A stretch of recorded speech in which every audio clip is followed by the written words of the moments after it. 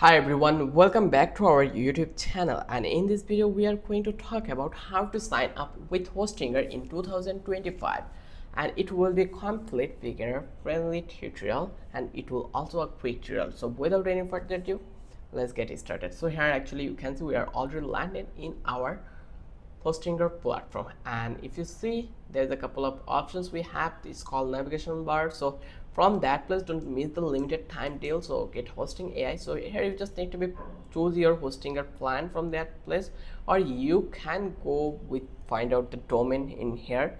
So let's click to the service, and here you can see we have hosting, we have website builder, then we have the domain name search. So I will go with the hosting one. So there is a couple of options we have to sign up, but I will go with this easiest one. Just click to the choose plan.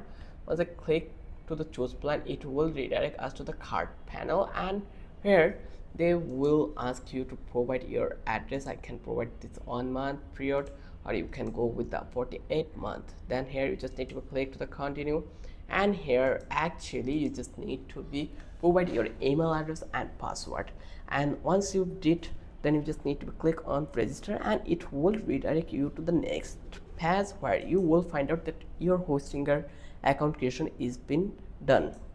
So much easy. But if you want to create the account, and now here and thing you will find that there is a no options to creating an account.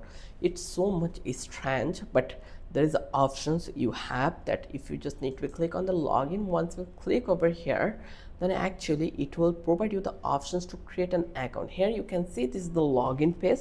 So if you don't have an account, so you just need to go into the bottom and you will find out this message, and here next to this sentence you will find out an word called sign up. You just need to click over here, and now you can easily register your account here. Similarly, you just need to provide your email, then you just need to provide your password, and then you will just click to the register, and they will give you the link for verify your email, and then your account already been done. So I already have an account, that's why I will just go with this Google.